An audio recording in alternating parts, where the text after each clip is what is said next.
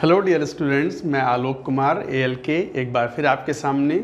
देखो, आज हम बात कर रहे हैं डी एंड एफ ब्लॉक की, और JEE Main point of view से ये बहुत इंपॉर्टेंट चैप्टर है। और डी एंड एफ ब्लॉक में भी खासकर F block, actually F block JEE Advanced के सिलेबस में नहीं होता, तो इस कारण से जेई मेन वालों का फोकस होता है कि वो NCERT में जो फ्यू पेजेस दिए हुए हैं एफ ब्लॉक से, खासकर एटॉमिक साइज के ट्रेंड्स क्या होंगे, आयनिक साइज के ट्रेंड्स क्या होंगे, ऑक्सीडेशन स्टेट की स्टेबिलिटी के बारे में, एंड इलेक्ट्रॉनिक कॉन्फ़िगरेशन, एंड थोड़े बहुत uses of the compounds and elements of F block, इस तरह की चीज़ें वो थोड़ी ज़्यादा फोकस करते हैं। बाकी डी ब्लॉक में से भी KMnO4, K2CR27, इनके बारे में हम बात करेंगे भी, stability of the oxidation states, general characteristics of the elements, all that we are going to talk about today about D and F block।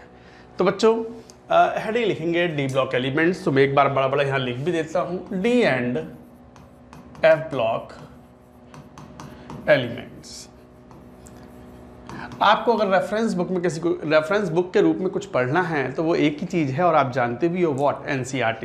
Block chemistry for JEE Main point of view is very well written, very well given in NCERT. NCERT is sort of Bible for JEE main exam। Advanced के लिए कुछ और चीज़ें होती हैं, कुछ analytical skills होती हैं, कुछ कनेक्शंस होते हैं, दो तीन चैप्टर मिला के क्वेश्चंस बनते हैं, वो एक अलग चीज़ है। बट अभी तो हम जेई मेन की बात कर रहे हैं, तो उसके पॉइंट ऑफ व्यू से let us talk about D and F block elements. D and F block elements generally आप जानते हो, periodic table is divided into the 4 parts: S block, P block, D and F block, D block and F block. D and F block we are going to take up here. D block group number 3 से लेकर के 12 तक के जितने भी elements हैं, they are all D and F block. F block का group number 3 ही होता है।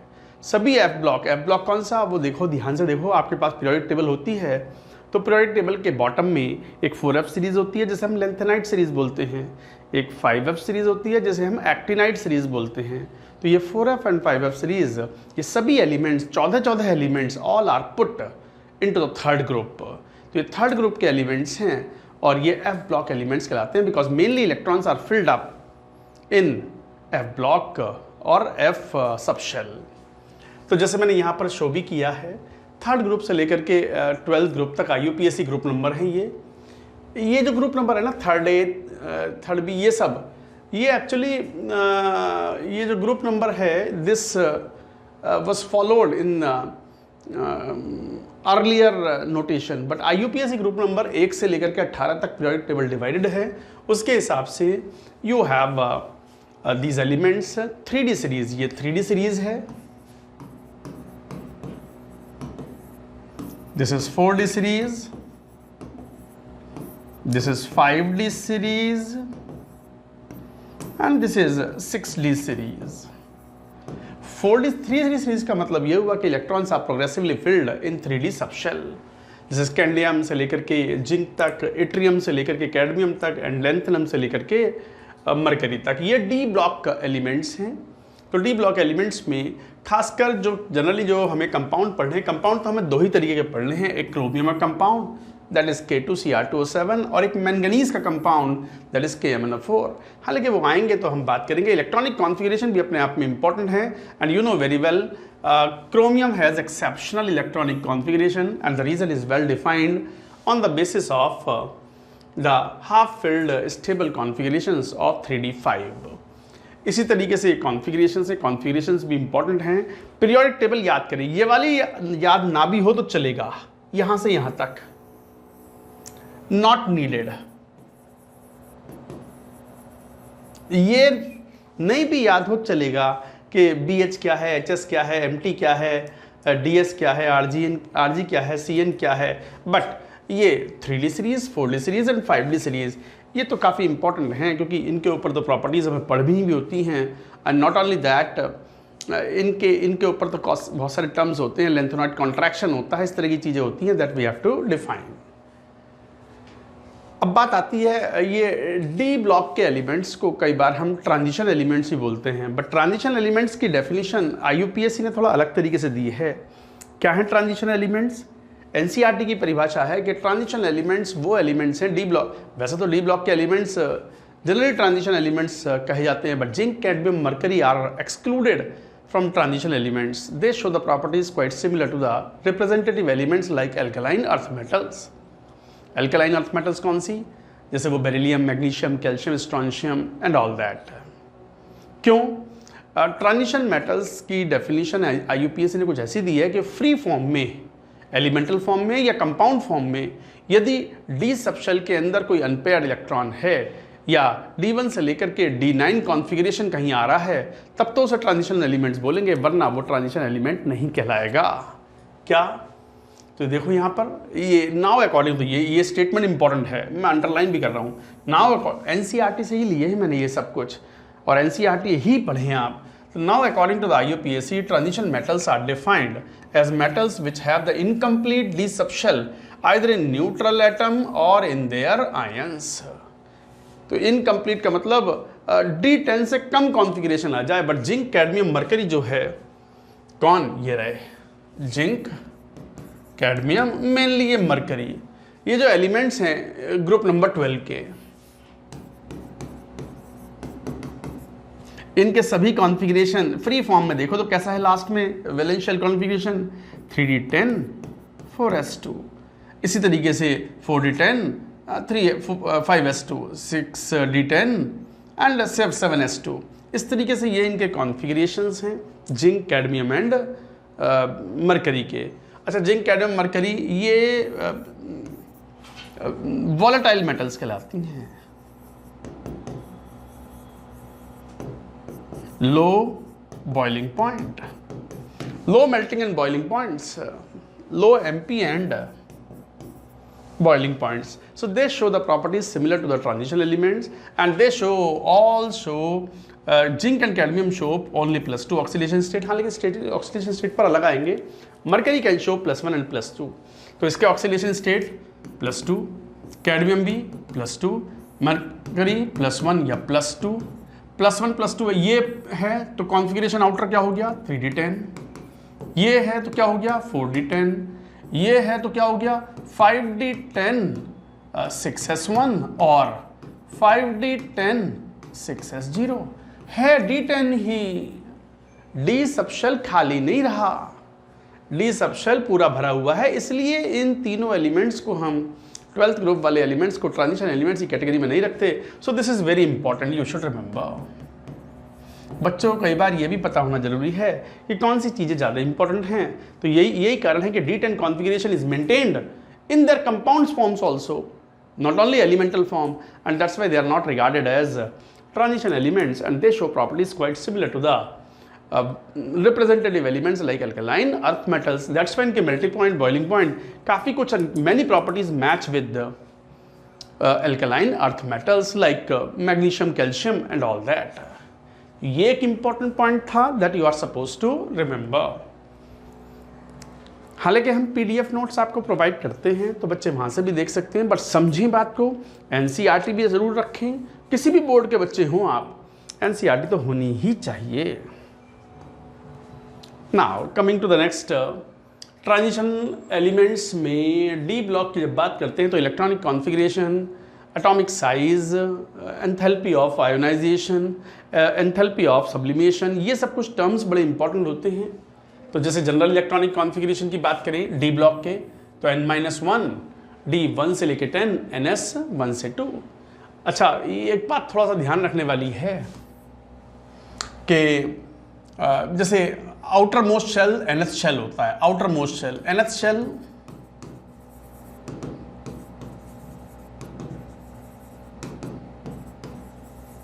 n-1th शेल को जो बोलते हैं हम, वो पेनल्टीमेट शेल बोलते हैं,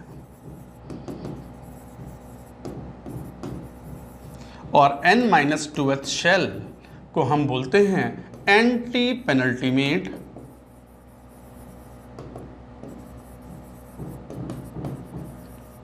शेल। इस तरीके से डिफाइन होते हैं shells.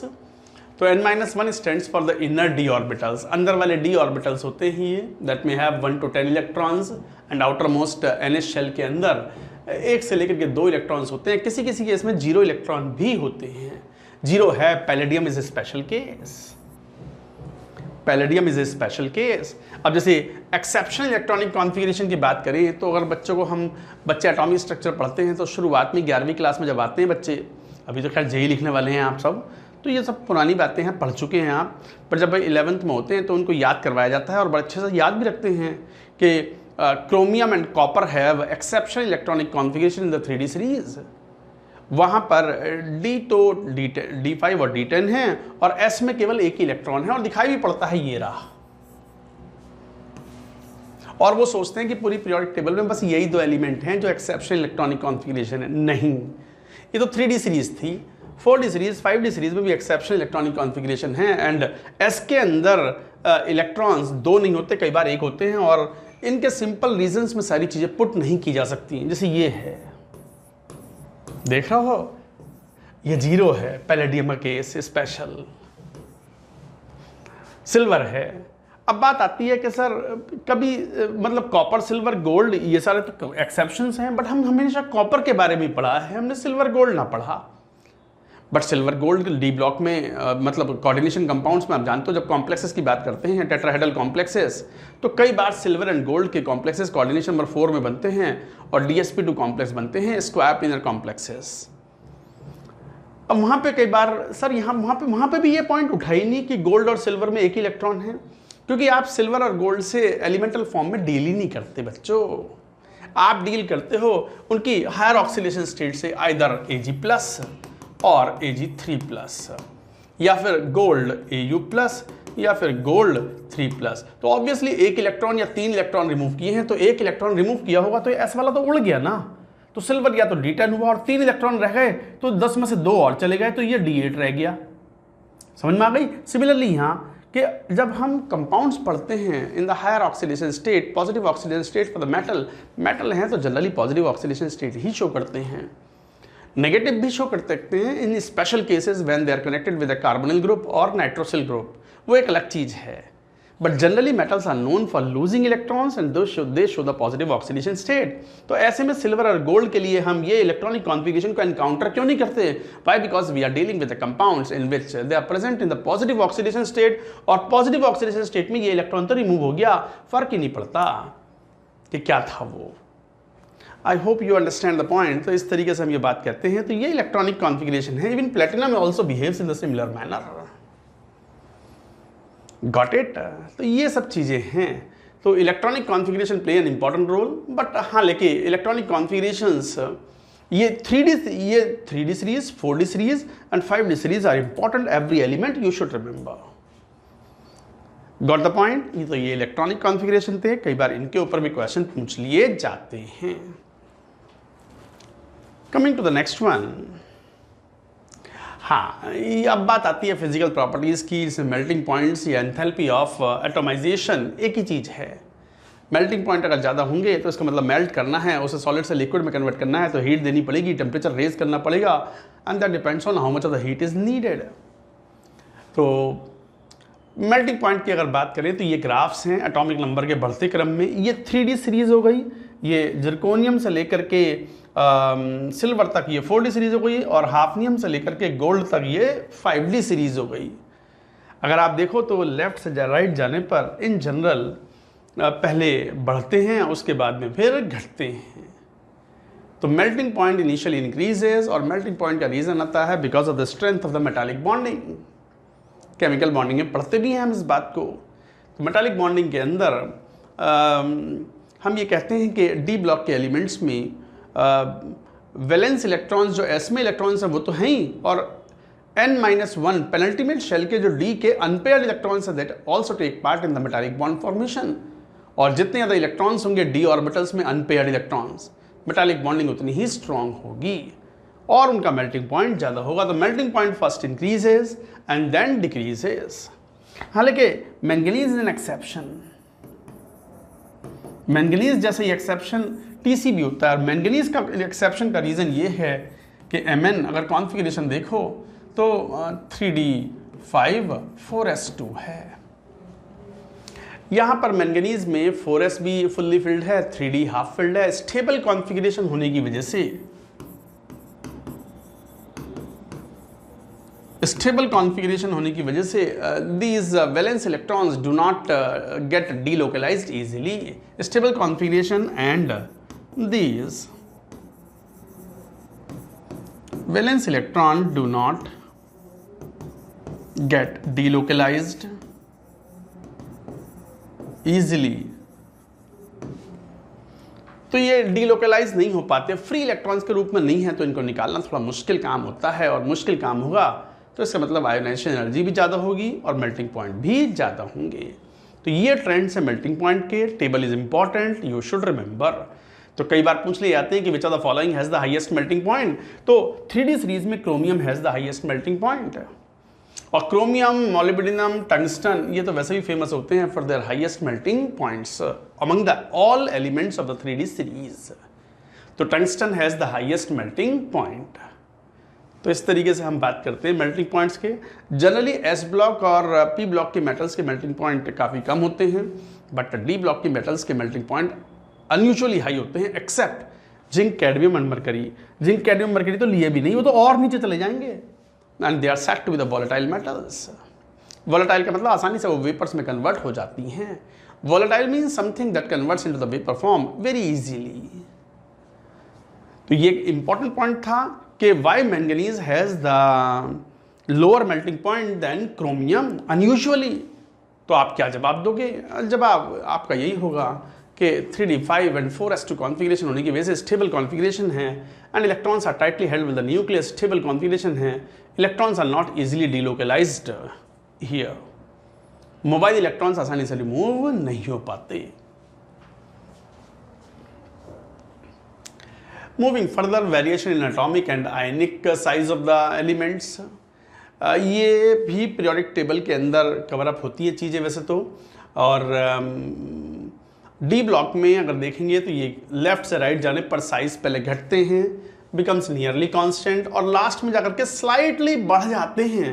In case of this is copper and this is zinc.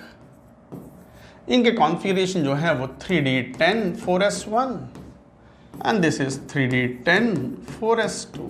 तो ये स्टेबल कॉन्फ़िगरेशन होने की वजह से साइज थोड़ा सा रिपल्शन थोड़े ज़्यादा होते हैं। सेम डी सबशेल अगर पूरा भरा हुआ होता है तो रिपल्शन थोड़े ज़्यादा होते हैं, इलेक्ट्रॉनों के बीच में है तो इलेक्ट्रॉन नेगेटिवली चार्ज ही ना, तो रिपल्शन कॉज करेंगे, and because of that size थोड़ा सा एक्सपैंड हो जाता है slightly eight the and, but size usually decreases, becomes nearly constant in the middle and slightly increases at the end. तो ये decreases initially, nearly constant in the middle,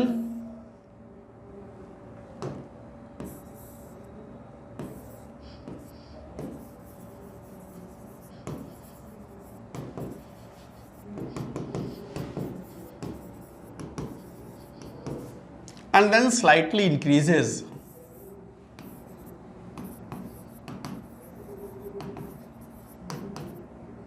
at the end, और वो भी due to fully filled d subshell in which repulsions observed between the electrons is more, और वो size को थोड़ा फैला लेते हैं, बड़ा कर लेते हैं। तो ये थे trends of atomic size, that also is important, you should remember.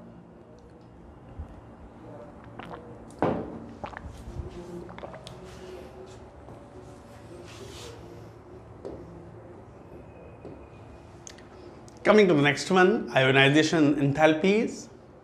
अगर आयोनाइजेशन एंथैल्पी की बात करें, आयोनाइजेशन एनर्जी की बात करें, मतलब energy required to remove the electron from the outer most shell, completely electron को रिमूव करना हो from the gaseous atom then to form the monocation, तो आयोनाइजेशन एनर्जी कहलाती है।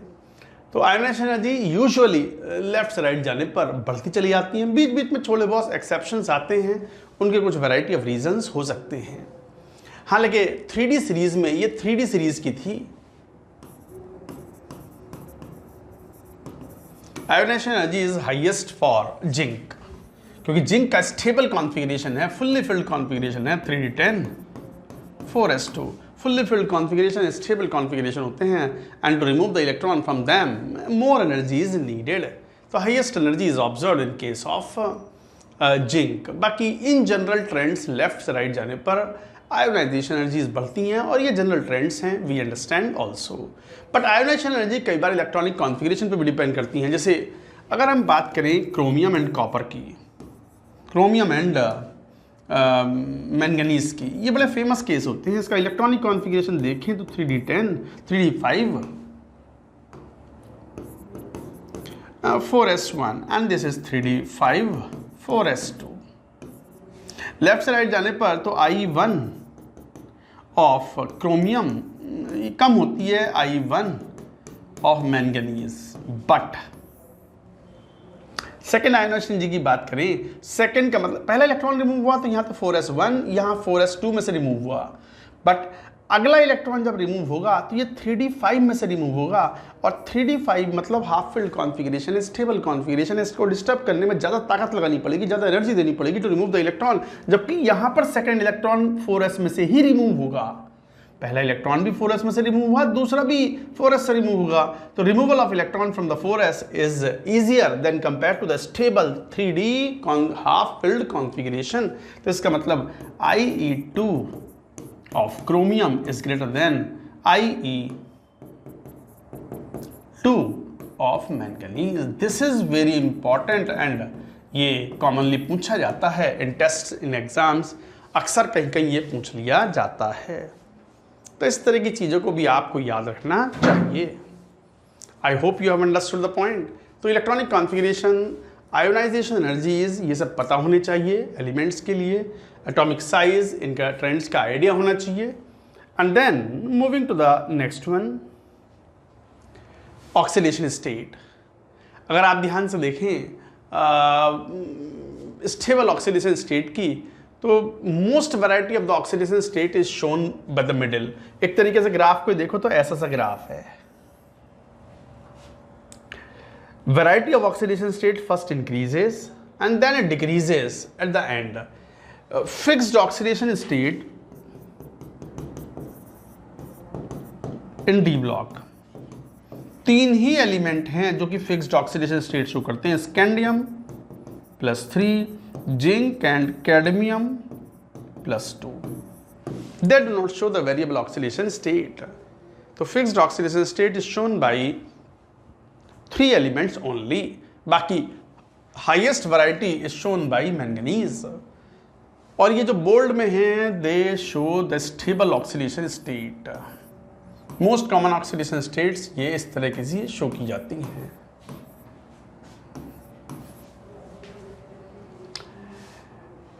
जैसे scandium only +3, titanium shows +2, +3, +4, but the +4 is most common. और vanadium जो है usually +5 oxidation state, chromium +3, +6 common oxidation state, manganese +2, +3, +4, +5, +6, +7 तक होता है, but +2 is most common and +7 is also most common in case of KMnO4। इस तरीके से wide variety of oxidation state show करते हैं। आयरन, कोबाल्ट, निकल, ये common oxidation state iron cobalt के लिए +2, +3 आप जानते भी हो। Iron ferrous and ferric form में, कोबाल्ट +2, +3 दोनों ही ऑक्सीडेशन स्टेट शो करता है।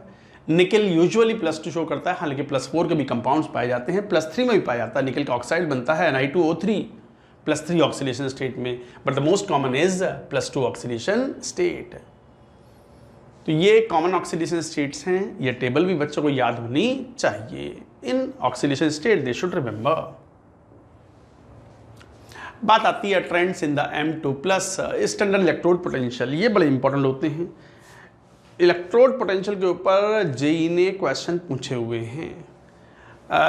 2 बार सवाल आ चुके हैं इन 5-6 सालों में, और वो फैक्ट बेस्ड क्वेश्चन ही होते हैं। एनसीईआरटी में से वो टेबल भले एग्जैक्ट वैल्यू भले ही याद ना हो, न्यूमेरिकल वैल्यू तो नहीं पूछते, बट पूछ लेते हैं 4 आयनों में से कि बताओ +2 का पोटेंशियल हाईएस्ट किसका है या +3 का किसका हाईएस्ट है। एक बार +3 का पूछा था तो that was answer was cobalt 3+ highest potential है, रिडक्शन पोटेंशियल SRP मतलब standard reduction potential.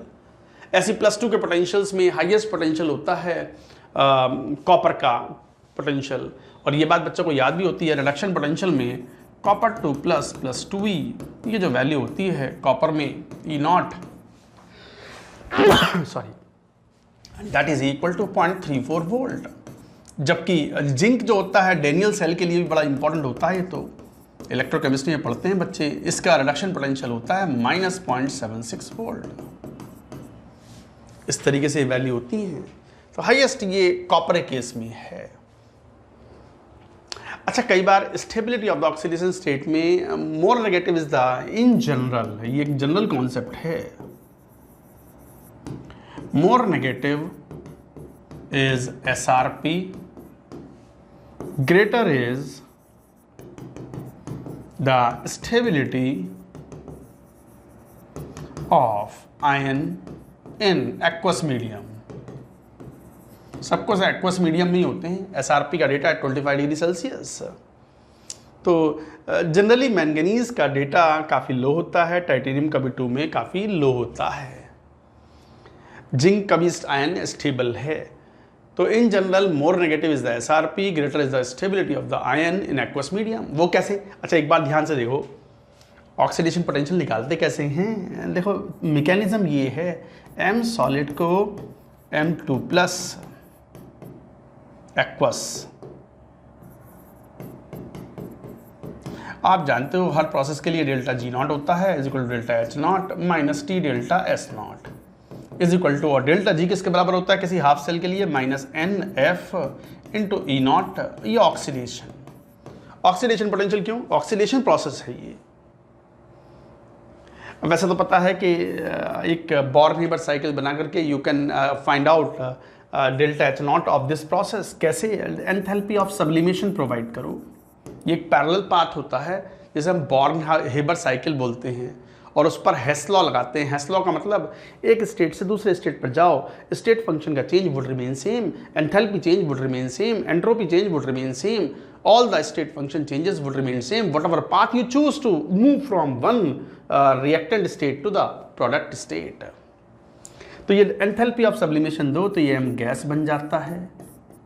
I1 plus I2 provide कर दो आयोनाइजेशन एनर्जी, तो ये बन जाता है M2+ गैस, और M2+ गैस को पानी में डुबो दो तो एंथैल्पी ऑफ हाइड्रेशन लिबरेट होती है। ये लिबरेट होती है, नेगेटिव होता है ये सब पॉजिटिव है। सब्लिमेशन है, सॉलिड को अगर गैस में कन्वर्ट करोगे, सब्लाइम करोगे, हीट देनी पड़ेगी, तो ये भी एक पॉजिटिव वैल्यू है। जनरली एंट्रोपी वाले टर्म्स को हम इग्नोर कर देते हैं।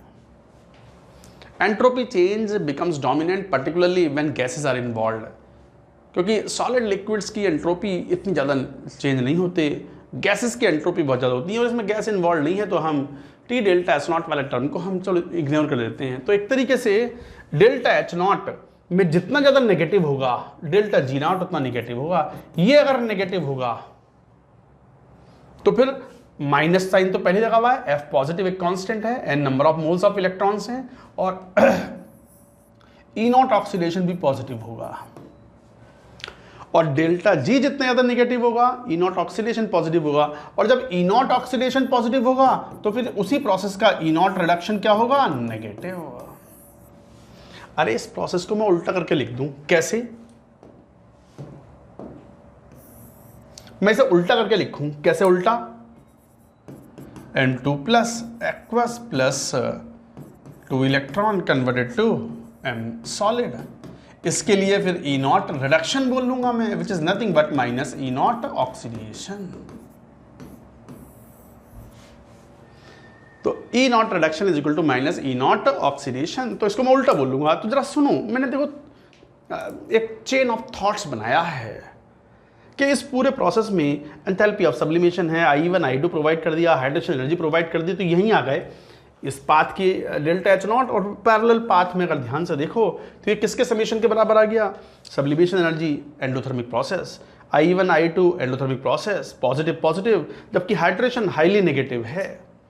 डेल्टा G0 को नेगेटिव चाहिए तो हाइड्रेशन एनर्जी ज़्यादा से ज़्यादा होनी चाहिए, और ये sublimation energy and ionization energy कम से कम होनी चाहिए। तो फिर E0 ऑक्सीडेशन पॉजिटिव आएगा और E0 रिडक्शन कॉरेस्पॉन्डिंग नेगेटिव आएगा, और डेल्टा G0 जितना ज्यादा नेगेटिव होगा प्रोसेस विल मूव फॉरवर्ड।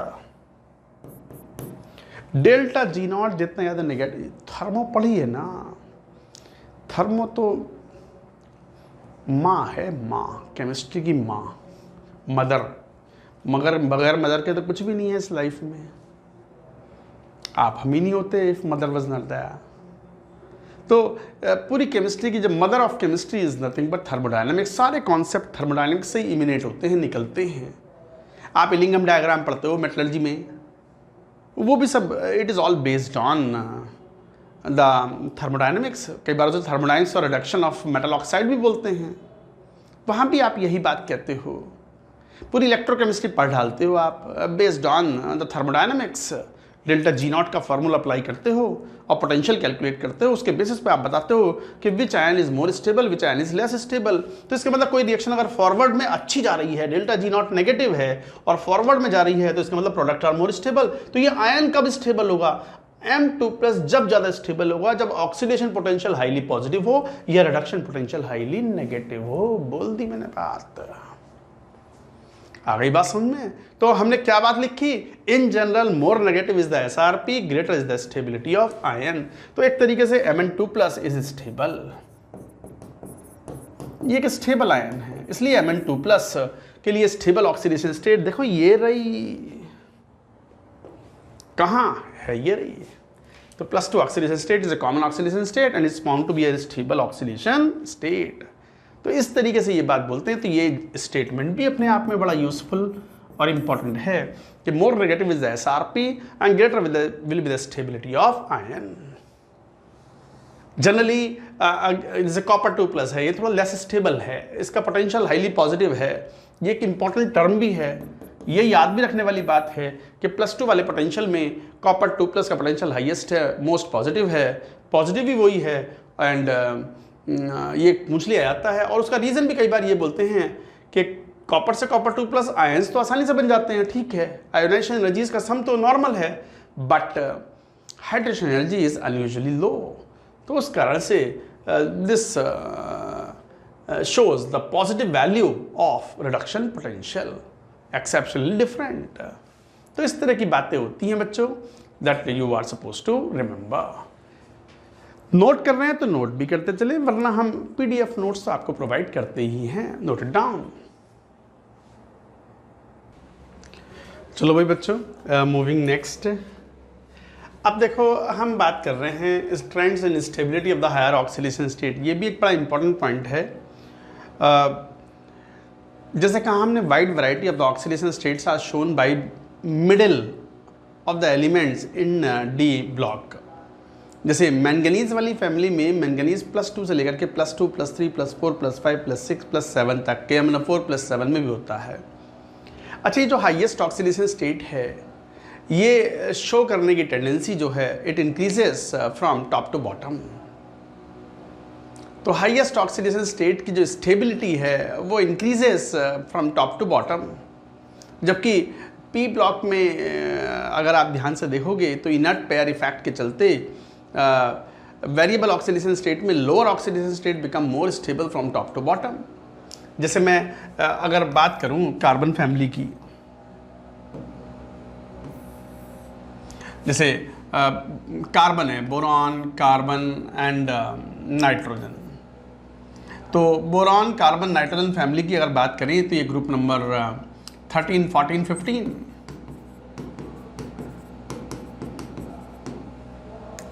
इनमें boron, aluminium, gallium, indium, thallium, carbon, silicon, germanium, tin, lead, nitrogen, phosphorus, arsenic, antimony, bismuth.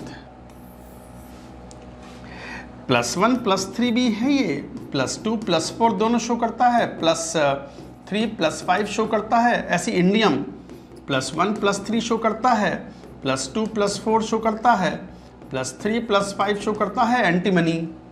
But ज़्यादा स्टेबल ऑक्सीडेशन स्टेट की अगर बात करें तो टिन के लिए +4 इज मोर स्टेबल, जबकि लेड के लिए +2 इज मोर स्टेबल, इंडियम के लिए +3 इज मोर स्टेबल, जबकि थैलियम के लिए +1 इज मोर स्टेबल, एंटीमनी के लिए +5 is more stable and bismuth के लिए +3 is more stable.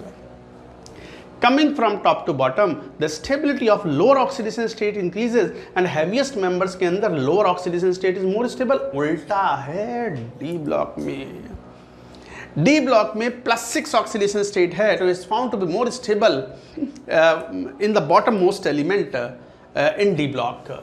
तो यही पॉइंट लिखा है, the stable highlights of the 3D series of the transition matter, the highest oxidation state numbers are achieved in TiX4 या VF5 या MnO3F is known, and beyond manganese no metal has the trihalite except FeX3। चलो वो तो ठीक है, and COF3।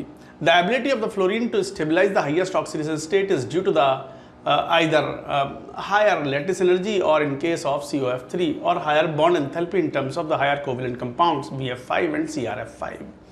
केवल अधूरी बात है ये, NCERT ने पूरी बात लिखी नहीं। Higher oxidation state, high oxidation state are stabilized by not only fluorine and oxygen also। तो एक तो पॉइंट ये हुआ कि high oxidation state are mainly stabilized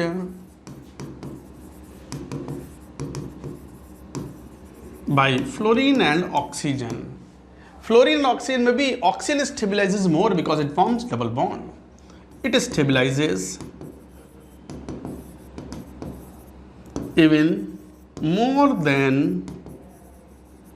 fluorine as O forms double bond। Double bond बना करके वो ज़्यादा एनर्जी रिलीज करता है in comparison to single bond usually formed by fluorine. तो जैसे एग्जांपल भी है, Mn2O7 exist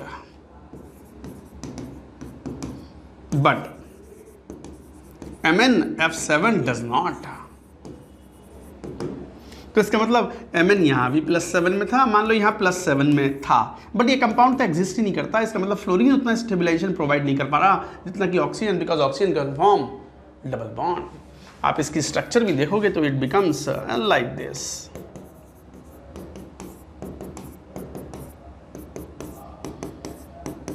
like that. Bridged है, one of the oxygen is bridged between two metal atoms, bromine दो मैंगनीज एटम्स। ये एग्जिस्ट नहीं करता। हाँ, अगर मैंगनीज में +7 में फ्लोरीन कंपाउंड बनाना है तो ये बनता है इस टाइप से, MnO3F। MnO3F structure would be like this,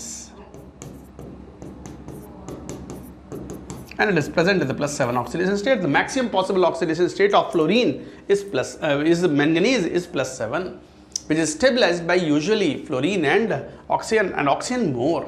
Who stabilizes maximum oxidation state or highest oxidation state? Which element? Oxygen। यही कारण है कि V2O5 exists, even VF5 also exists। इस टाइप से ये एग्जिस्ट कर जाते हैं। I hope you have understood, but VCl5 does not exist, no existence, मतलब स्टेबल नहीं है, ये डिकम्पोज हो जाता है। तो इस तरह की बात है। तो highest oxidation state are stabilized by fluorine and oxygen. एक बात तो ये थी। दूसरी बात ये थी कि coming from top to bottom, जैसे क्रोमियम और टंगस्टन मोलिब्डेनम, ये भी बनाता है CrO3, ये भी बनाता है WO3, ये भी +6 में है, ये भी +6 में है, but more stable. W forms more stable compounds.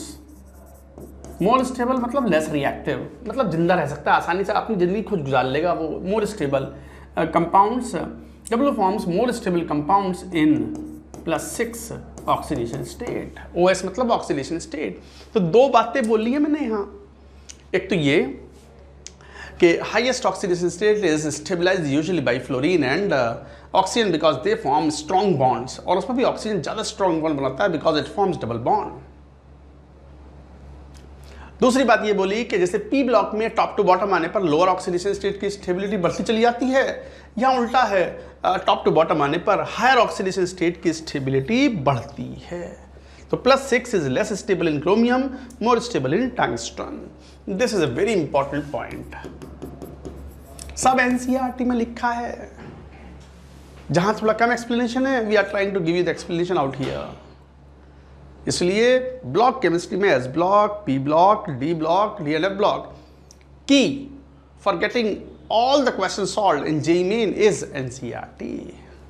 तो एनसीईआरटी को एवं ही ना समझो, NCERT is very important book for inorganic part. ये अक्सर हम कहते आए हैं, कह रहे हैं रेगुलरली। तो बच्चों ये था ऑक्सीडेशन स्टेट की स्टेबिलिटी के बारे में। Now moving to the next one, chemical reactivity. वैसे तो डी ब्लॉक की मेटल्स लेस रिएक्टिव होती हैं in comparison to the S block metals. Alkali metals, alkali and alkaline earth metal highly electropositive होने की वजह से एसिड से, बेस से कई बार रिएक्शन करते हैं। कुछ मेटल्स तो बेस से भी रिएक्ट करते हैं, एसिड से यूजुअली करते ही हैं। जैसे all the alkali metals dilute acid से रिएक्शन करेंगे and they liberate hydrogen gas. D block की मेटल्स में कॉपर को छोड़ करके बाकी सब, कॉपर का पोटेंशियल वो पॉजिटिव है। इलेक्ट्रोकेमिकल सीरीज पढ़ते हो केमिकल इलेक्ट्रोकेमिस्ट्री में, तो इलेक्ट्रोकेमिकल सीरीज ईसीएस के अंदर आप देखते हो हाइड्रोजन से नीचे आता है कॉपर। तो copper, silver, gold, platinum, mercury, इस तरह की जो मेटल्स होती हैं लेस रिएक्टिव मेटल्स होती हैं, नोबल मेटल्स कहलाती हैं ये, and they do not liberate hydrogen from the dilute acids. So copper does not liberate. D block की मगर 3D सीरीज की बात करूं तो हर मेटल थोड़ा तेज या स्लो हाइड्रोजन गैस लिबरेट करेगी, एक्सेप्ट कौन? Copper. So this was an important point, well mentioned, can be asked. तो transition metals very widely in their chemical reactivity. Many of them are sufficiently electropositive to dissolve the mineral acids, although a few are noble, that is why they are unaffected by single acids. The metals of the first series with the exception of the copper, copper को छोड़ करके बाकी सभी metals जो हैं वो relatively more reactive हैं, they are oxidized by H+।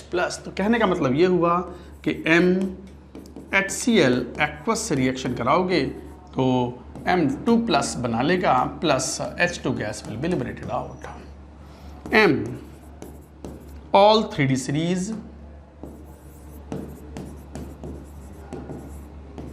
metals except copper. Copper react नहीं करता डाइल्यूट HCl के साथ, नो रिएक्शन। पता भी है कि कॉपर लेस रिएक्टिव मेटल है, falls below hydrogen in the electrochemical series. So titanium and vanadium in practice are passive due to the dilute non-oxidizing acids or room temperature। तो ये भी है, टाइटेनियम वेनेडियम जो है वो प्रैक्टिकली पैसिव हैं, आसानी से लिबरेट नहीं करते, बट कर सकते हैं under specific conditions. So copper is the most common case, potential wise that is not capable। Potential wise titanium and vanadium are capable, but because of the some reasons, passive reasons, less reactive होने की वजह से या passive एक layer बना लेते हैं oxide की, इस कारण से वो लिबरेट नहीं करते। तो ये पॉइंट जैसे लिखे हैं वैसे याद रखने हैं।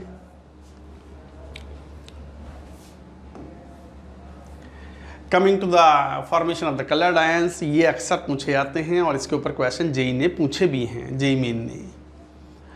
डी ब्लॉक की मेटल्स में आयंस के ऊपर खूब कलर, खासकर 3D सीरीज के ऊपर आयंस के कलर पर, ये टेबल अपने आप में वेरी इंपॉर्टेंट टेबल। इस टेबल पे डायरेक्टली क्वेश्चन आ जाते हैं। जनरली ये कलरलेस होता है, जनरली एक थॉट होता है, नोट करके लिखेंगे, in general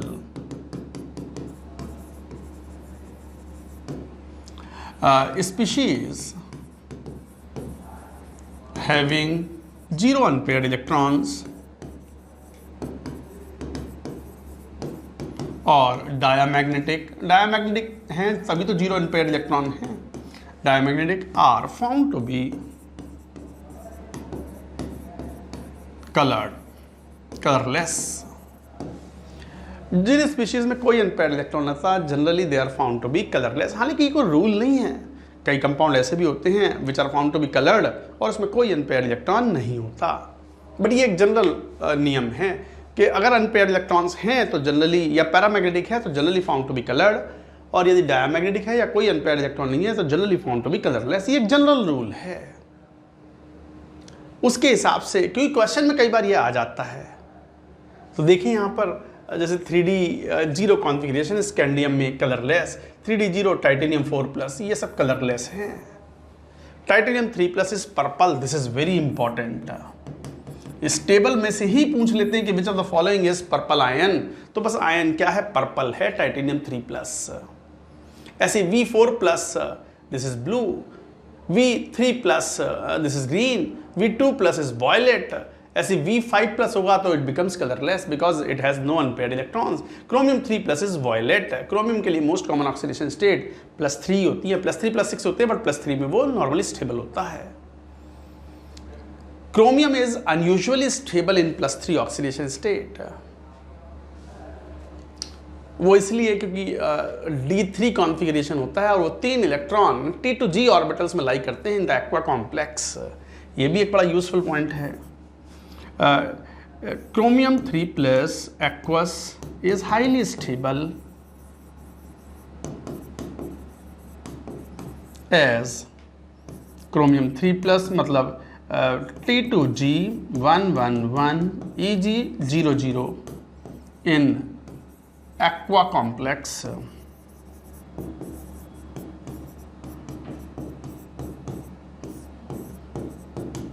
aqua complex CFSC crystal field stabilization energy is highly negative।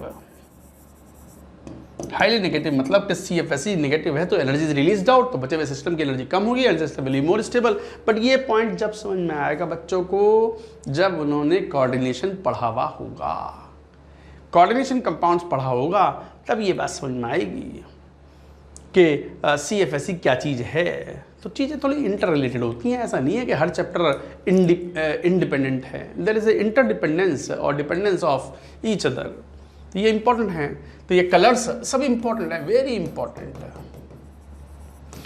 जैसे मैंगनीज 2+ येलो, पिंक है हल्का, Fe3+ येलो है, Fe2+ ग्रीन है, कोबाल्ट 2+ 3+ ब्लू पिंक है, इस टाइप के कलर्स होते हैं। वैसे cobalt 2+ is pink in colour, ये बड़ा इंपॉर्टेंट है, जेई ने पूछा भी है इसके बारे में। Cobalt 2+ aqueous solution is pink, ये पिंक कलर का होता है। This is a very vital point. Copper 2+ के सॉल्यूशंस यूजुअली ब्लू होते हैं। जेरन 2+ में कोई अनपेयर्ड इलेक्ट्रॉन है ही ना, तो देखो कलरलेस दिख रहा, कलरलेस। अगर 4 आयंस आपसे पूछ लिए दे दिए जाए, बताओ which is expected to be colourless, तो बड़ा आसान होता है क्वेश्चन को सॉल्व करना और आप बतला सकते हो कि what will be the answer. I hope you have understood. So this was the formation of colored ions. ये टेबल इंपॉर्टेंट है, याद रखेंगे। रटा हुआ होगा तो क्वेश्चन सॉल्व होगा। यही कलर क्यों आया, this all depends on which kind of wavelength is absorbed by the ion. पूरा मैकेनिज्म होता है उसका कलर का कि विजिबल लाइट कोई particular wavelength if absorbed by the compound then the complementary colour will be visible to us, और वो हमें याद ही रखना होता है, वो हम डेटा याद नहीं रख सकते। तो कलर याद रख लें फाइनली कंपाउंड्स के। Then comes formation of the interstitial compound. देखो डी ब्लॉक की मेटल्स जो है इंटरस्टिशियल कंपाउंड्स बनाते हैं। ये जो आप लोहा इस्तेमाल करते हो ना, सरिया वगैरह जो होती हैं, जो छत बनाने में काम में आती है, बिल्डिंग कंस्ट्रक्शन में काम आती हैं, ये आयरन नहीं है, ये कार्बन स्टील है। स्टील मतलब इंटरस्टिशियल कंपाउंड जिसके अंदर कार्बन सर्टेन अमाउंट में 0.2%, 0.3%, इस टाइप से 0.4% carbon is present usually in mild steel और नॉर्मल स्टील, कार्बन स्टील। वो कार्बन के एटम्स इतने छोटे होते हैं कि वो आयरन का लैटिस होता है, लैटिस स्ट्रक्चर होती है, उनके लैटिस में जो वॉइड्स होते हैं वहाँ जाकर के बैठ के आराम करके सोते रहते हैं वहाँ। And they provide hardness, they increase the strength, toughness, ये बढ़ा देते हैं many of the mechanical properties without impacting their electrical properties and conduction properties. उनको प्रभावित किए बगैर बहुत सारी प्रॉपर्टीज बढ़ा देते हैं और कोरोजन रेजिस्टेंस भी बढ़ जाता है। तो इस तरीके से हम ये बात करते हैं। तो इंटरस्टिशियल कंपाउंड्स क्या होते हैं? इंटरस्टिशियस का मतलब होता है voids.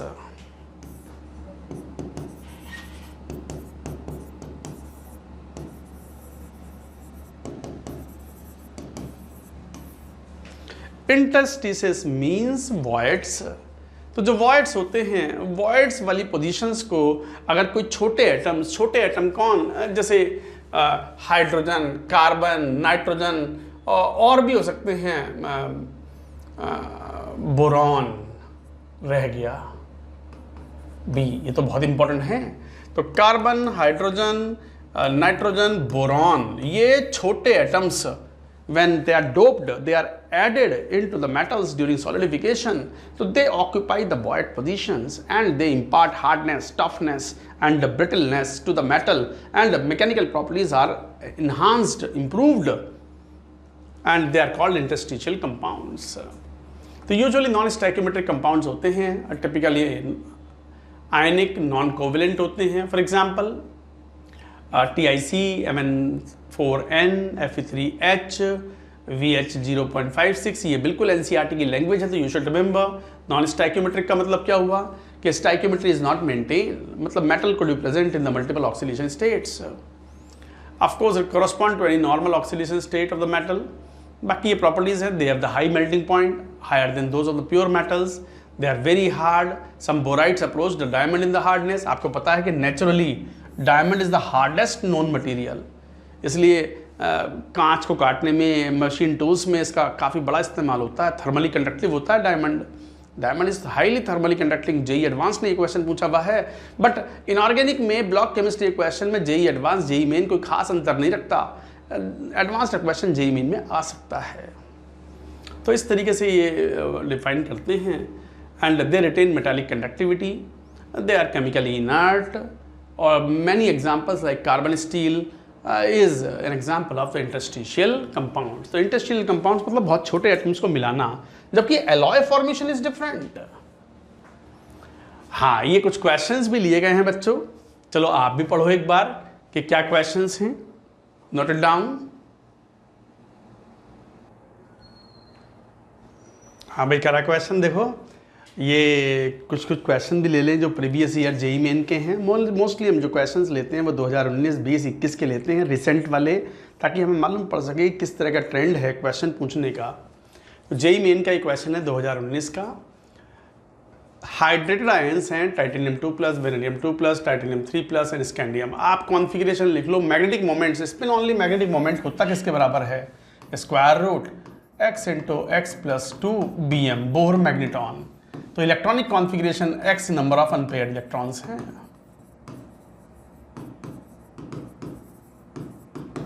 x number of unpaired electrons हैं। तो अगर जरा ध्यान से देखें, स्कैंडियम में 3+, 0 अनपेयर्ड इलेक्ट्रॉन। टाइटेनियम क्या होता है? 3d2 4s2। और जब टाइटेनियम 3+ की बात करेंगे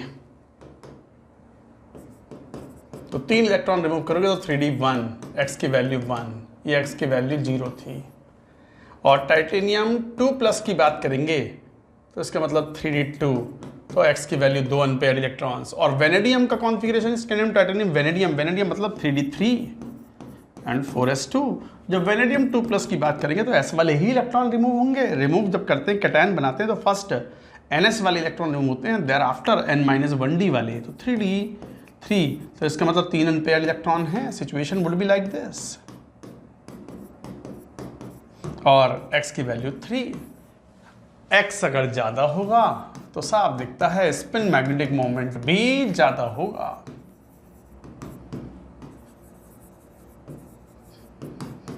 x अगर ज्यादा होगा तो स्पिन मैग्नेटिक मोमेंट भी ज्यादा होगा। तो फिर साफ दिखाई पड़ता है कि स्कैंडियम सबसे कम, स्कैंडियम 3+, उसके बाद टाइटेनियम 3+, पहला सही जा रहा है, फिर 2 अनपेयर्ड है। पहले ही आंसर बिल्कुल सही है, इजी क्वेश्चन, तो ये आना चाहिए बच्चों को।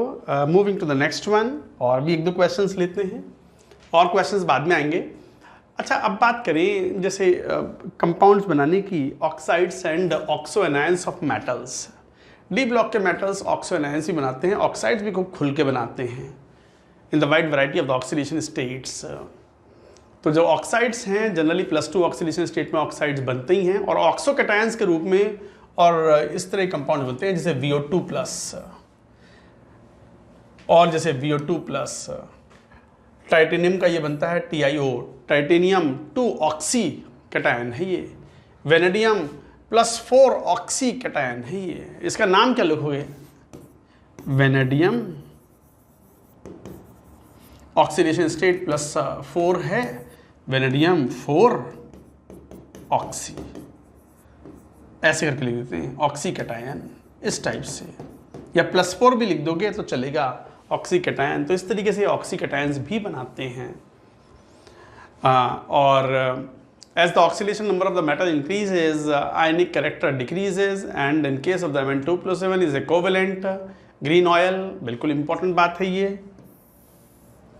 Even CrO3 and V2O5 have low melting points, covalent nature है बहुत ज़्यादा। So in the higher oxidation states, acidic character is predominant। तो ये बात तो ध्यान दो। जैसे FeO आयनिक है ये, और मान लो Fe2O3 लेस आयनिक, मोर कोवेलेंट। क्यों? आयरन यहाँ +2 ऑक्सीडेशन स्टेट में है, +3 ऑक्सीडेशन स्टेट में है। तो पॉजिटिव ऑक्सीडेशन स्टेट जितना ज़्यादा होगा, कोवेलेंट कैरेक्टर ज़्यादा होगा। कौन सा नियम? Fajans rule, which we took up in chemical bonding. तो oxidation state, positive oxidation state ज़्यादा तो कोवेलेंट कैरेक्टर भी ज़्यादा। कौन सा नियम? Fajans rule. सब चीज़ें इंटर रिलेटेड हैं। अब जैसे मैंगनीज है, लाइन्स ऑक्साइड बनाता है, MnO, Mn2O3, MnO2, MnO3, Mn2O7, ये दोनों एसिडिक हैं, ये बेसिक हैं, और ये काफ़ी कुछ न्यूट्रल नेचर का है। तो higher is the oxidation state, greater is the acidic nature. Even corresponding जो एसिड्स हैं, जैसे H2MnO4 एंड HMnO4, ये कहलाता है परमैंगनिक एसिड,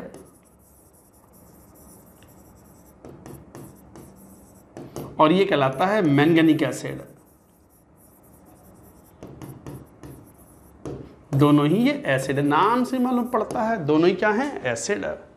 तो मेटल भी एसिड बनाते हैं क्या? हम बनाते हैं, बिल्कुल। मेटल अपने हाईएस्ट, बहुत हाई ऑक्सीडेशन स्टेट में हो तो कॉरस्पॉन्डिंग एसिड या एसिडिक ऑक्साइड्स बनाते हैं। So this was an important point. I hope you have understood the point.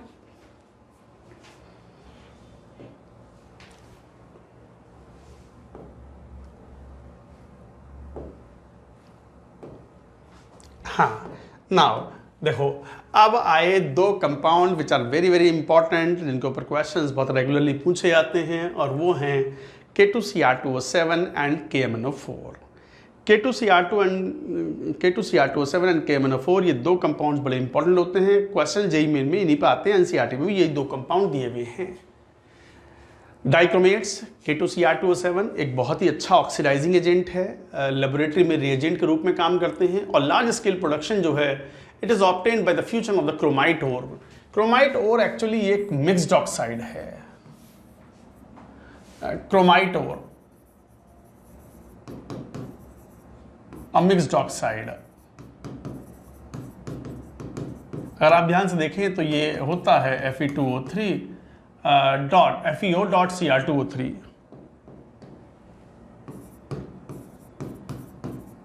ये है आयरन +2 का ऑक्साइड एंड क्रोमियम +3 का ऑक्साइड है। ये एक नेचुरली एक ओर होता है क्रोमियम का। तो जनरली इसका लार्ज स्केल प्रोडक्शन जब किया जाता है तो क्रोमेट ओर से करते हैं, तो उसको ट्रीट करवाते हैं सोडियम कार्बोनेट के सोल्यूशन में, एंड ऑक्सीजन इज सप्लाइड।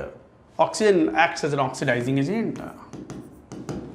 तो ये क्रोमियम जो कि +3 ऑक्सीडेशन स्टेट में था, दिस हैज बीन ऑक्सीडाइज, और आयरन +2 ऑक्सीडेशन स्टेट में था, आयरन को +3 में, और ये +6 ऑक्सीडेशन स्टेट में सोडियम क्रोमेट बन जाता है।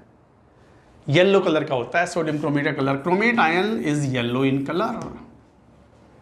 and CO2 gas is liberated. The yellow solution of the sodium chromate is filtered and acidified with the sulfuric acid.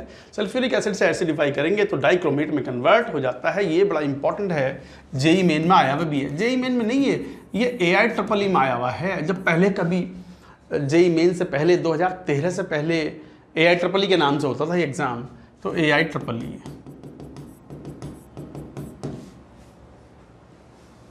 All India engineering entrance examination के नाम से होता था। जेई मेन में क्वेश्चन भी आया हुआ है क्या, कि ये जो क्रोमेट आयन है एक्वस मीडियम में, ये डाइक्रोमेट के साथ इक्विलिब्रियम में आ जाता है और कन्वर्ट हो जाते हैं। ये येलो कलर का सॉल्यूशन होता है, जबकि ये ऑरेंज रेड होता है। एसिडिक मीडियम मेंटेन करा दो तो क्रोमेट कन्वर्ट्स इनटू डाइक्रोमेट, और बेसिक मीडियम करा दो तो वापस से dichromate converts into chromate ion. This is very important point. दोनों में ही ये +6 ऑक्सीडेशन स्टेट में है। ऑक्सीडेशन स्टेट में कोई कमी नहीं, कोई डिफरेंस नहीं है। Both chromate and dichromate are in +6 oxidation state. तो ये question itself was asked, so this is an important point. So chromate ion is converted into dichromate ion when it is acidified with H2SO4। और dichromate ion में जब potassium chloride मिलाते हैं, potassium chloride मिलाने से crystallisation करते हैं तो K2Cr27 के orange red crystals are obtained. तो orange crystals of potassium dichromate are obtained and K2Cr27 एक बढ़िया प्राइमरी रिएजेंट भी है और टाइट्रेशंस में भी काम आता है as an oxidising agent. Redox titration में it plays a very important role. तो orange crystals of the potassium dichromate crystallize out. Reactions are very important. ये दो चीज़ें बड़ी इंपॉर्टेंट होती हैं कि क्रोमाइट ओर एक चीफ ओर है क्रोमियम का, उससे लार्ज स्केल प्रोडक्शन करते हैं K2Cr27 का। ऐसी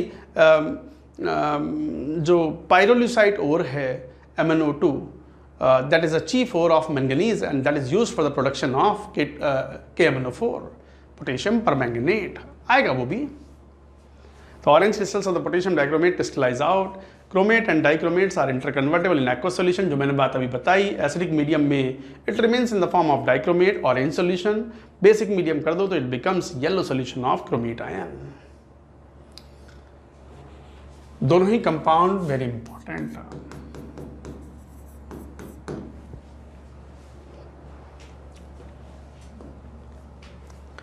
now coming to the next, potassium permanganate कैसे लार्ज स्केल प्रोडक्शन करें। तो पोटेशियम परमैंगनेट का जो प्रोडक्शन है that is prepared by the fusion of, मैंने कहा ना MnO2 का पायरोलिसाइट ओर है, इसका फ्यूजन कराते हैं और एल्कली मेटल हाइड्रोक्साइड से ऑक्सीडाइजिंग एजेंट जैसे पोटेशियम नाइट्रेट इस्तेमाल करते हैं और this gives the K2MnO4। K2MnO4 में मैंगनीज +6 ऑक्सीडेशन स्टेट में है और ये ग्रीन कलर का होता है और ये डिस्प्रपोर्शनेट करता है इन एसिडिक और इन न्यूट्रल मीडियम। तो MnO4 जो कि ग्रीन कलर का है पैरामैग्नेटिक है।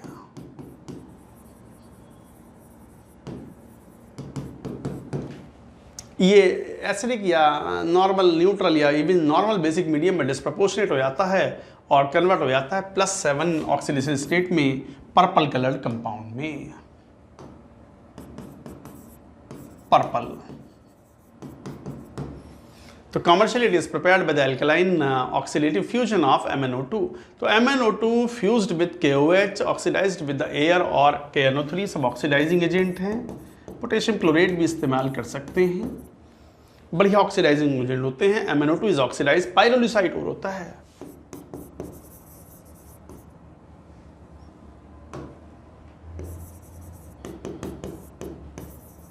So this pyrolusite ore is oxidized fused with the potassium hydroxide and oxidized with KNO3 or KClO3 या air। पर manganate ion is formed which is paramagnetic and green colored which undergoes disproportionation, जिसको oxidation हम करवा सकते हैं electrolytic oxidation in alkaline medium. Oxidation कराओगे तो भी हमें MnO4- ऑब्टेन हो जाता है और परमैंगनेट आयन। तो ये एक तरीका था कि एसिडिफाई कर दो या न्यूट्रल मीडियम में परमैंगनेट अंडरगोज डिस्प्रपोर्शनेशन। एक बात ध्यान रखना, ये जो MnO4 है ना is stable only in strongly basic medium, it disproportionates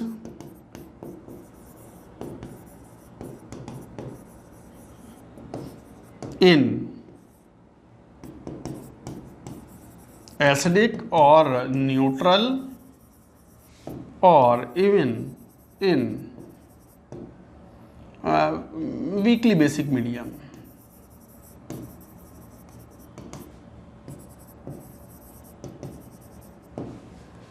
weekly basic medium में डिस्प्रपोर्शनेट होता है, और डिस्प्रपोर्शनेट होने का ये होता है MnO4 2 माइनस एसिडिक मीडियम या CO2 गैस पास कराया या न्यूट्रल मीडियम है या और वीकली बेसिक मीडियम है। वीकली बेसिक, स्ट्रांगली बेसिक होगा तभी जिंदा रहेगा, वरना यह जिंदा ही नहीं रहेगा। It will convert into MnO4 minus and MnO2। This is black PPT, brown black PPT is obtained, and this MnO4 minus, this is purple colored compound is obtained, and this is green substance. So this was an important point. तो आप चाहो तो disproportionate करा करके MnO4 2 minus से MnO4 obtain कर लो, या फिर इलेक्ट्रोलाइटिक ऑक्सीडेशन करवा दो of manganate ion, you will get permanganate ion. All reactions are very important, they are well given in NCERT। नहीं आता उससे बाहर, क्वेश्चन इन्हीं में से आ जाते हैं।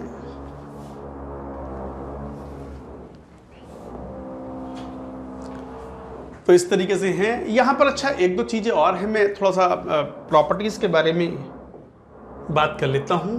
यहां पर ये जो KMnO4 और K2Cr2O7 है, इनके हीटिंग इफेक्ट भी बड़े इंपॉर्टेंट होते हैं।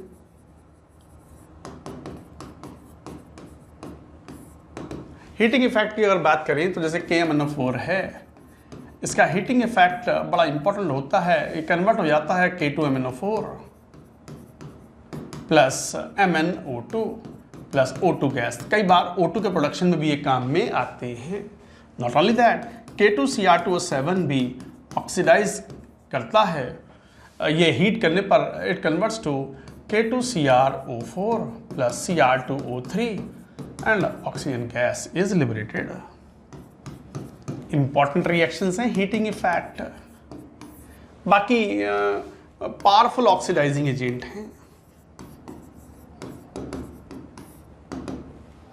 ये जो जैसे AS2O3 या आर्सेनिक आयन है, ऐसे लिख दो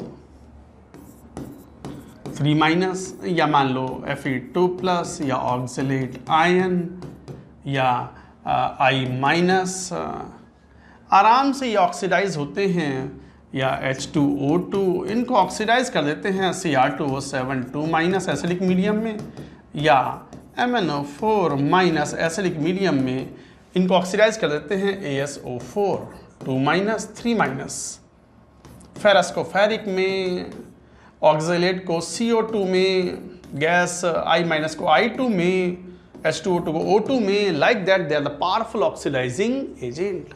अच्छा, एक बड़ी खास बात, वेरी इंपॉर्टेंट, I माइनस ना I2 में ऑक्सीडाइज होता है अगर हम KMnO4 यूज कर रहे हैं इन एसिडिक मीडियम, बट यही I माइनस ना अगर KMnO4 इस्तेमाल कर रहे हैं बेसिक मीडियम में, तो फिर ये IO3 माइनस में कन्वर्ट हो जाता है। ये IIT में या JEE में आया हुआ है। I minus is oxidized to I2 in the acidic medium by KMnO4, but basic medium में it convert to iodate ion। Actually इसमें basic medium का रोल नहीं है। basic medium में बना I2 ही होगा, but I2 undergoes disproportionation। Ultimate बात ये है कि iodine undergoes disproportionation medium में disproportionate होता है I minus plus IO3 minus। Very important disproportionation reaction।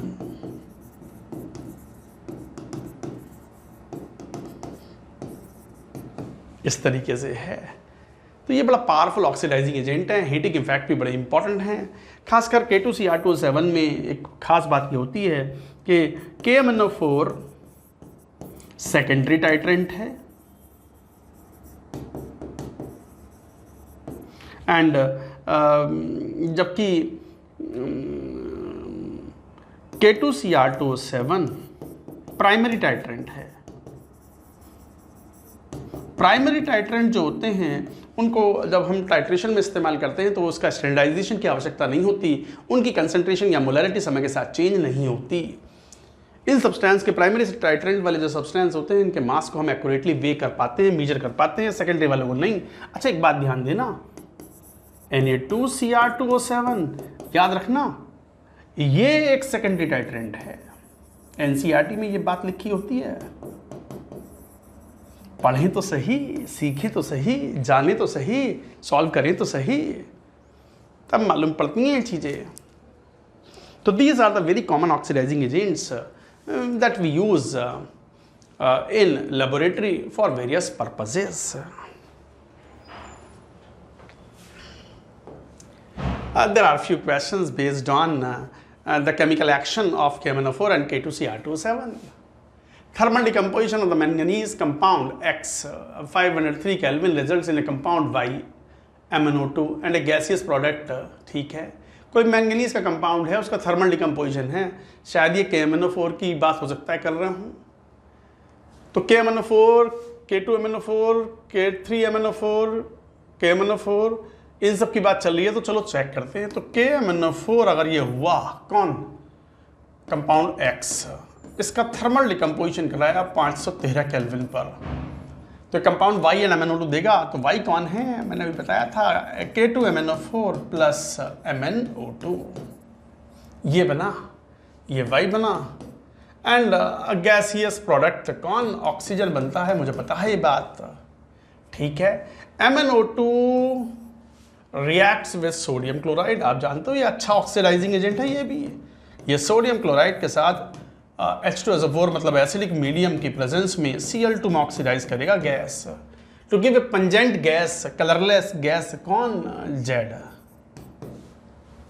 XYZ respectively. तो X कौन, KMnO4, Y कौन, K2MnO4 और Z कौन, Cl2। तो मुझे साफ दिखलाई पड़ता है कि fourth is the right answer. Fourth is H2SO4 का पर्पस तो केवल पूरी रिएक्शन के मीडियम को एसिडिक मेंटेन करना था। तो इस तरीके से आप ये रिएक्शन करवाते हो and you get Cl2 as a product.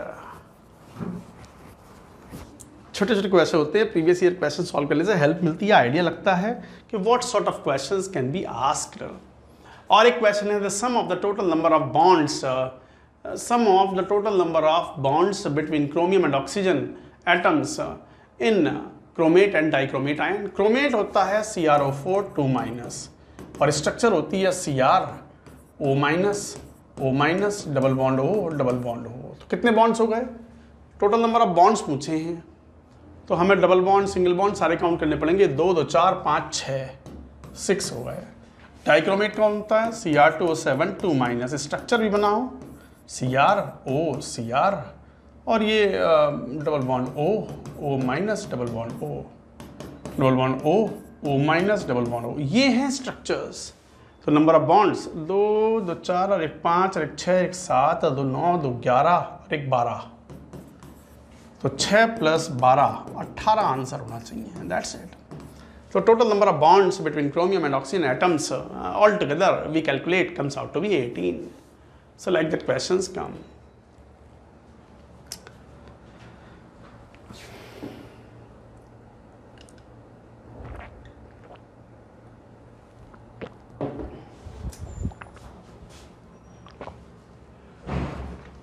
और एक क्वेश्चन देखो, NaCl के मतलब ये भी देखो 2020 का सवाल है जेईई मेन का।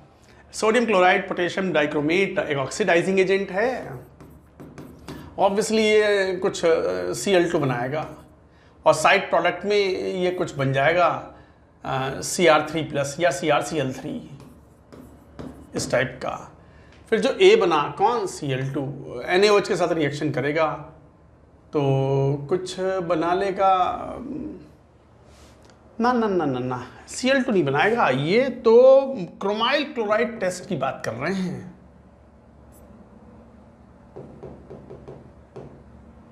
तो ये क्रोमाइल क्लोराइड टेस्ट की बात कर रहे हैं। डीप रेड फ्यूम्स बनती हैं,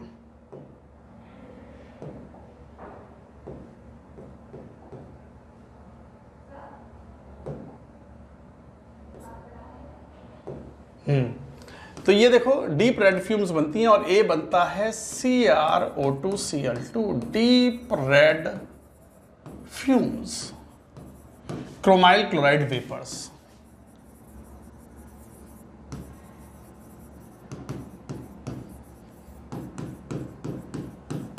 क्रोमाइल क्लोराइड वेपर्स बनती हैं, इसको NaOH में रिएक्शन करवाते हैं, डिसॉल्व हो जाएगा तो बनाएगा sodium chromate, Na2CrO4। Sodium chromate जो है वो रिएक्शन जब करेगा एसिडिक मीडियम H2O2, तो H2O2 के साथ रिएक्शन कराने पर क्रोमेट आयन जो है वो बना देता है CrO5। ये एक ब्लू कलर का लिक्विड बन जाता है, बटरफ्लाई स्ट्रक्चर होती है इसकी। The sum of the total number of atoms in one molecule each of A, तो A कौन है? CrO2Cl2। B कौन है? Sodium chromate. और C कौन है? Chromium pentoxide. तो नंबर ऑफ एटम्स कितने? 2, 2, 4 और 1 5, और यहाँ 4 और 1 5 और 2 7, और यहाँ 5 और 1 6, तो कितना? 7 और 5 12 और 6 18। दैट्स इट, यही आंसर हो गया। तो total number of atoms, summation of the total number of atoms in these compounds is 18। और एक क्वेश्चन लो, ये भी जेई 2020 का सवाल है। देखो KMnO4 K2Cr2O7 पे बड़े प्लेंटली क्वेश्चन पूछे जाते हैं। Lot of questions are asked. Incorrect statement, incorrect बताना है, इन क्वेश्चन में सावधान रहना है।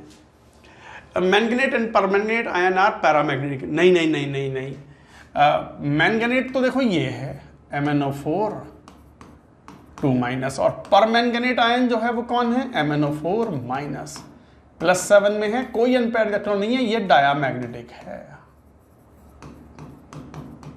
ये डायामैग्नेटिक है। तो पहला तो गलत हो गया, आर पैरामैग्नेटिक, तो पहले ही आंसर सही आ रहा। और देखो manganate and permanganate ion are tetrahedral, yes both are tetrahedral. Manganate ion is green in colour, ये भी सही बात है। Permanganate ion is purple in colour, second और थर्ड स्टेटमेंट तो सही हैं।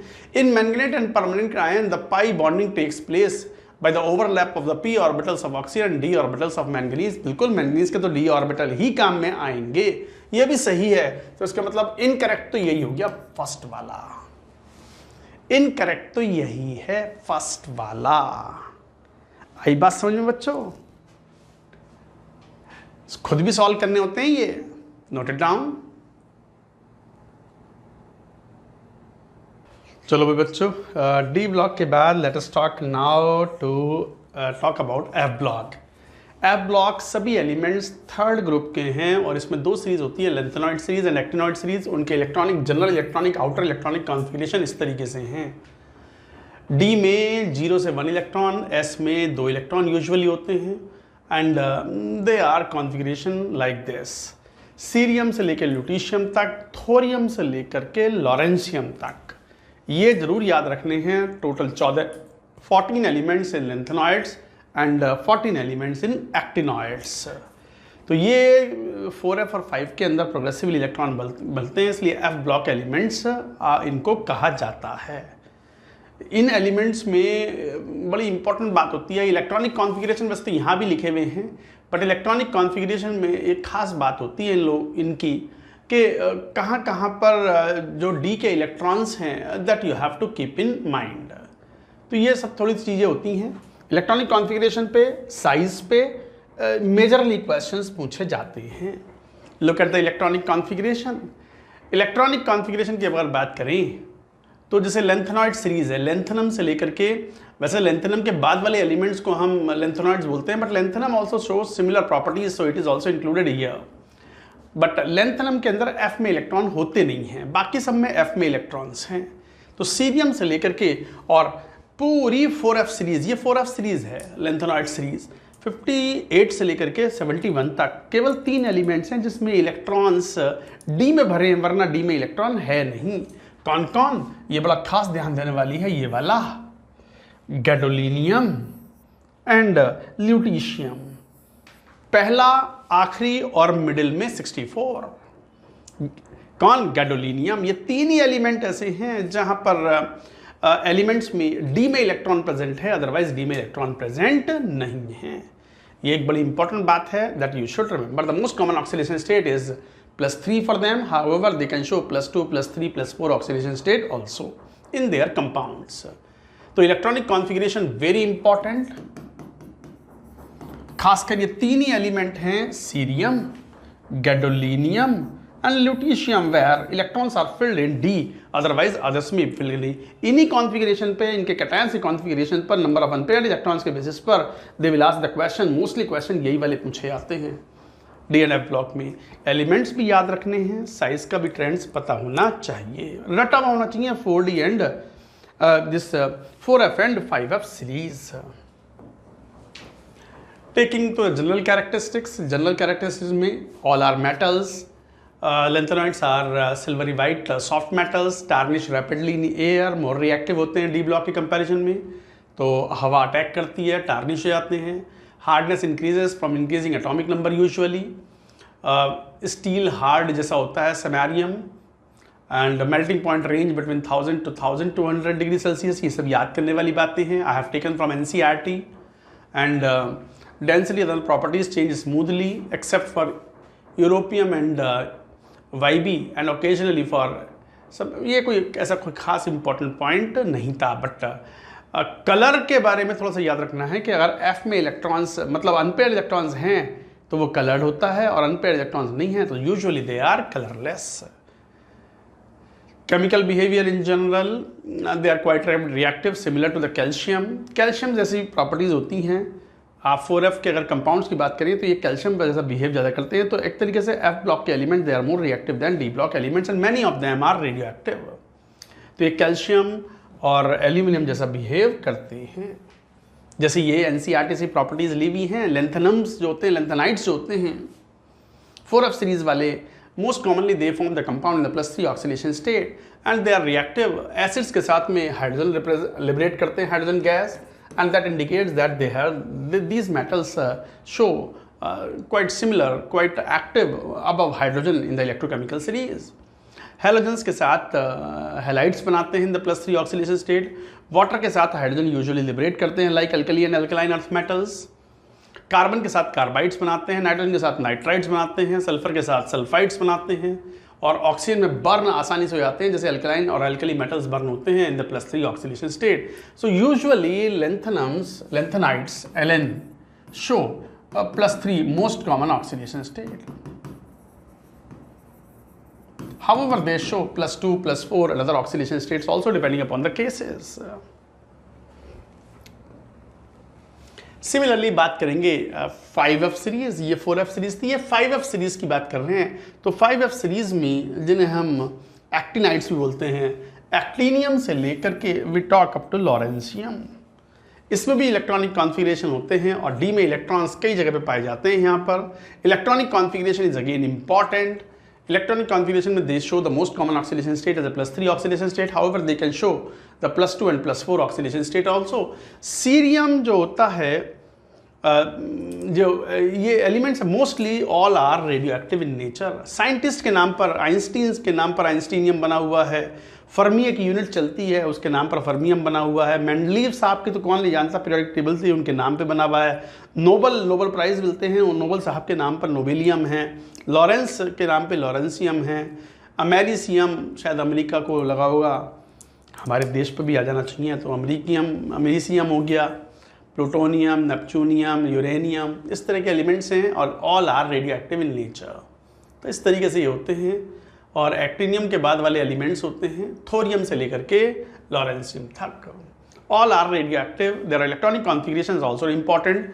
आपको एटॉमिक नंबर के साथ एलिमेंट्स और उनके इलेक्ट्रॉनिक कॉन्फ़िगरेशन पता होना चाहिए। कैटायन के इलेक्ट्रॉनिक कॉन्फ़िगरेशन तो आप खुद ड्रॉ कर सकते हो, ये इंपॉर्टेंट होते हैं 4F एंड 5F में। Ionic sizes, general trends in the lanthanides is observed in the actinides as well. There is a gradual decrease in the size of the atoms और M3+ साइज धीरे धीरे घटते हैं left से right जाने पर across the series, and this is referred to as actinide contraction. जैसे lanthanide contraction होता है ऐसे actinide contraction होता है। The contraction is however greater for the elements to elements in this series resulting from poor shielding of 5F electrons. 5f electrons की shielding और poor होती है in comparison to the 4f electrons, इसलिए actinide contraction is more dominant even the lanthanoid contraction. बाकी applications of D and F block elements. D and F block elements के कई applications जो होते हैं बड़े यूज़फुल होते हैं, जैसे मिश मेटल होता है या और कई तरह के यूजेस आते हैं, जैसे iron and steels are most commonly construction materials, their production is based on the reduction of the iron oxides. तो डी ब्लॉक के डी एंड एफ ब्लॉक दोनों ले रहे हैं, आयरन तो डी ब्लॉक की मेटल है, and removal of the impurities. Nickel का बहुत ज़्यादा निकल नाइकेट बैटरीज में यूज़ होता है। निकल is a very important metal for the stainless steel also. तो ये तो मेजर मेटल्स तो काम की यही है ना। पिगमेंट इंडस्ट्री में TiO भी काम होता है, कभी कभी इनसे भी क्वेश्चन आ जाते हैं, यू शुड रिमेंबर। खासकर ये जो हैं इसमें silver and gold are restricted to the collection items. Silver and gold थोड़े महंगे होने की वजह से बल्कि मेलिएबिलिटी एंड डक्टिलिटी काफ़ी बढ़िया होती है, तो ये कॉइन्स वगैरह में काम आते हैं। And contemporary UK copper coins are copper coated steel. तो कॉपर कोटेड स्टील होती है, ये याद रखना है, इसके ऊपर क्वेश्चन बनता है। Silver UK coins are copper nickel alloy. नाम सिल्वर यूके है बट सिल्वर ही ना है, कॉपर निकल एलॉय है इसके अंदर। सिल्वर जैसी अपीयरेंस है, that's why it is a silver alloy. अब चांदी तो महंगी हो गई ना, तो एक रामराज था, राम राज्य पहले कभी सतयुग में, सतयुग के बाद द्वापर युग, द्वापर के बाद कलयुग चल रहा है। तो उस समय पे सोने की अशरफियाँ, सोने के सिक्के हुआ करते थे। धीरे धीरे डिवैल्यूएशन हुआ मनी का, कॉपर के सिक्के, चांदी क्या है, कॉपर क्या है, फिर एल्यूमिनियम क्या है, आजकल तो लोहा और उसमें कुछ कुछ मिलाते हैं, उस तरीके चलता है। तो इस तरीके से तो many of the metals and their compounds are essentially catalyst. Catalyst की तरह डी ब्लॉक की मेटल्स खूब काम में आती हैं because of the ability to form compounds in the variety of oxidation states. V2O5 catalyzes the oxidation of SO2 in the contact process of the production of H2SO4. ACTICL4 with AlCH3 thrice, it forms the Ziegler-Natta catalyst used for the production of polyethylene. Organic chemistry में ये बड़ा important reaction भी है, JEE main में आया हुआ भी है। तो ये पूरा का पूरा पैराग्राफ एक मैच द कॉलम के रूप में क्वेश्चन ने पूछा हुआ है। Iron catalysts are used in the Haber's process for the production of ammonia. A nickel catalyst enables the hydrogenation of fats to proceed. Alkenes का alkanes में hydrogenation के लिए powdered nickel surface catalyst के रूप में काम में करता है। Heterogeneous catalyst. Wacker's process the oxidation of ethyne to ethanol by PDCl to palladium chloride. Nickel complexes are commonly used in the polymerization of alkynes and other organic compounds. तो ये पूरा paragraph very very important, already इसके ऊपर question match the column में आया हुआ है। तो ये सब मैच द कॉलम बना करके कई बार JEE मेन में क्वेश्चन पूछ लेते हैं नीचे के, which of the following matching is the correct one, इस टाइप से।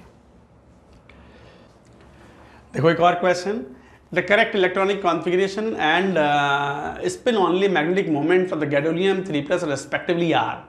गैडोलिनियम का इलेक्ट्रॉनिक कॉन्फ़िगरेशन अगर ध्यान से देखें, गैडोलिनियम होता क्या है? गैडोलिनियम ये होता है 4f7 5d1 6s2। और जब गैडोलिनियम 3+ बनाएंगे तो ये इलेक्ट्रॉन भी गया, पहले ये 2 गए फिर ये गया, 4f7 5d0 6s0 और यहाँ 7। तो इसका मतलब 7 अनपेयर्ड इलेक्ट्रॉन्स हैं, 7 ऑर्बिटल्स में 7 ही इलेक्ट्रॉन हैं। तो हंट्स रूल फॉलो करते हुए 1 2 3 4 5 6 और एक और 7, तो x की वैल्यू 7 है। तो इसका मतलब ये कॉन्फ़िगरेशन कहाँ पे है? पहले में भी है, दूसरे में भी है, तीसरे में भी है, चौथे में भी है, तो ये तो ठीक ही है। तो फिर तो स्पिन मैग्नेटिक मोमेंट क्या आएगा? Square root 7 × 7 + 2 9। 7 अनपेयर्ड इलेक्ट्रॉन्स हो गए ना, तो 7 और 2 9, तो 9 7 63, नियरली 8 से थोड़ा सा कम, 7.9 इज द बेस्ट आंसर। तो जिनॉन 5f7 नहीं हो सकता, इनकी वजह से गलत होगा ये, और ये 4f7 है 4.7, ये बिल्कुल सही ऑप्शन, तो second is the right answer.